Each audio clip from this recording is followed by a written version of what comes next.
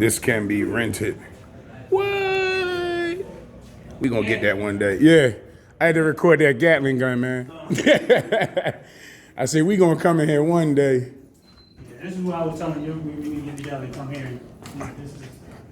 Wow. He just beep us in? Yo. Oh my gosh. Premier and VIP customers VIP get range. these key fobs. Oh, wow. And then they have. That's the VIP exclusive range. So what you can rent this or how does that work? So you can rent it out for private events, but Premier and VIP get access to this lounge. Premier doesn't get access to the actual VIP bay. That's VIP members only.